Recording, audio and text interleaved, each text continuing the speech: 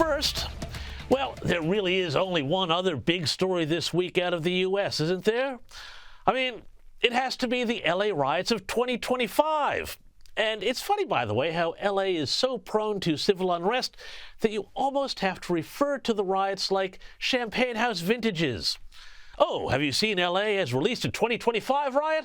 I wonder how they'll compare to the 2020 crop. Nothing like the classic 92s. Okay, you get the point, but there is something about Los Angeles that seems to love, well, not just civil disobedience, but full-on war with the authorities of the sort that, were it coming from the other end of the political spectrum, would be seen as an outright insurrection. Why? Because, and I think this has been lost a bit amidst the week's riots, which do seem to have settled down, surprise, surprise, with the threat of the National Guard and Marine deployments. At heart, these riots are about a fundamental question. Not the obvious one about whether people in the country illegally, whether they have been there for a week or 2 decades, should be allowed to stay or removed. No, I think these riots are really about a much more fundamental question of American democracy. Who decides? Washington or California? Because, put simply, when you look at what these riots are all about, how this moment has come about, it is because California and Los Angeles and all the other sanctuary cities and sanctuary states out there in the U.S. who refuse to comply with federal law enforcement on immigration matters believe that they, not Washington, have the right to decide immigration policy, or at least that they have the right to make their own decision about which federal laws they will and will not adhere to. It's not exactly how they meant it when they framed the Constitution. Those with long memories will recall that this sort of thing generally doesn't end well. That there on your screen is Ulysses S. Grant accepting the surrender of Robert E. Lee in 1865, formally ending the Civil War. Now, immigration is one of those things that's a federal matter. Borders belong to the whole country. It's not a state issue. And for those playing along, this was again decided as recently as 2012 when Arizona tried to wrestle with the feds over this very question. And they lost against the Obama administration in the Supreme Court. This is settled law. But California, their Governor Gavin Newsom, about whom more in a moment, and Los Angeles Mayor Karen Bass, well, guess what? They don't care about any of this. They want California to remain a home for illegal migrants for a number of reasons, including the fact that even illegal migrants are still counted in the census, meaning their apportionment of Democrat congressional seats and federal dollars goes up the more migrants they have. And of course, it also means that Gavin Newsom gets to look like the big man as he tries to become the de facto leader of the Democrat Party, with his eye on a White House run in 2028. Gavin Newsom took to the airwaves this week to defend himself and big himself up to the left. And get a load out of this. This speech, it's an absolutely Orwellian retelling of the events of the past several days. I want to say a few words about the events of the last few days. This past weekend, federal agents conducted large-scale workplace raids in and around Los Angeles. Those raids continue as I speak. In response, everyday Angelenos came out to exercise their constitutional right to free speech and assembly, to protest their government's actions. In turn, the state of California and the city and county of Los Angeles sent our police officers to help keep the peace. And with some exceptions, they were successful. California may be first, but it clearly will not end here. Other states are next. Democracy is next. Democracy is under assault. Oh, come on, you cannot make this stuff up. Democracy is under assault? Says the guy who's trying to undo what a democratically elected president is trying to do to follow up on his campaign promises? I mean, next thing you know, we're going to have Gavin Newsom questioning elections. And peaceful protest? Well, Remember, Gavin Newsom is the guy who sent 5 cops out to arrest a hippie for meditating on the beach during COVID. Spare me the authoritarian talk.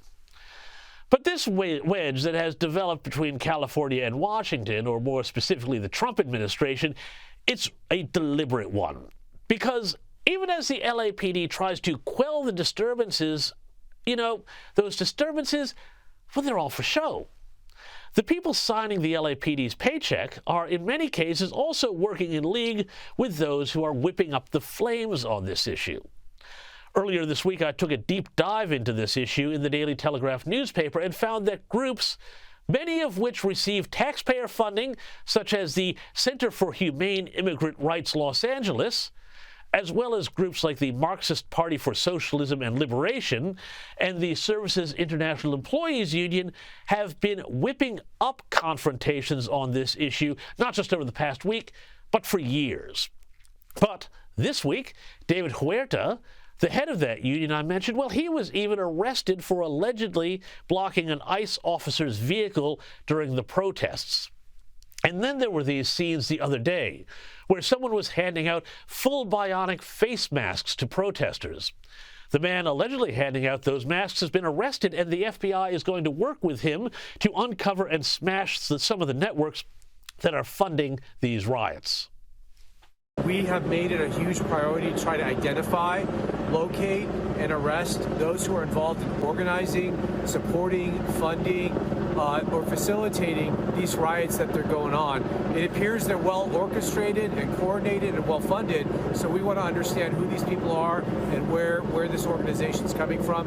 And today was one of those first arrests, the key arrests that we did. Well, that's great, because if you've ever listened to people on the left talk about foreign interference and threats to democracy, well, this is kind of it. Because not only has the communist regime in Beijing cheered on the protests from the sideline as proof of America's decline, yeah, right, but also, remember that Party for Socialism and Liberation I mentioned a moment ago? Well, they are also unapologetic supporters of the Chinese Communist Party, writing on their website on the 60th anniversary of the Chinese Communist Revolution, quote, "Within a few years, the People's Republic of China virtually eliminated mass famine and illiteracy. Healthcare, education, employment, housing, and food became fundamental rights guaranteed to everyone," unquote. Yeah, sure, you can tell me about that great leap forward sometime. But speaking of China, over on the Chinese-controlled TikTok social media app, popular influencers are being boosted by the algorithm as they spout startlingly similar anti-Trump, anti-immigration enforcement messages. Being in a country that you're in illegally is a civil offense, not a criminal one. You know what else is a civil offense? Jaywalking. And being undocumented is not a criminal offense. It's a civil one. And if you've ever jaywalked, congratulations, because you've also committed a civil offense. Have you ever sped over the speed limit? Have you ever drank or smoked underage? Have you ever drank and then driven a car? What about jaywalking? Being undocumented in America is a civil offense. It's not a criminal one.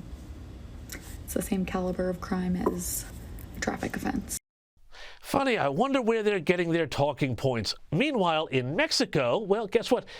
They're watching all of this with great interest. Here's the president of the Mexican Senate suggesting that maybe, I don't know, Southern California should be given back to Mexico. El presidente electo Donald Trump estaba 16 días de tomar protesta por primera vez como presidente, asumir el cargo. Y yo dije, si hacemos el muro, sí lo pagamos. Pero lo hacemos con el mapa de México en 1830, quizás un tercio, mínimo una cuarta parte del territorio norteamericano era parte de México hasta 1846. Fuimos despojados de estos territorios. Yes, they suggest they want to go back to the 1830s, to the borders drawn by the Spanish, which, as an aside, sort of proves the old point that the old decolonized movement is really just about protecting whoever got to someplace second last.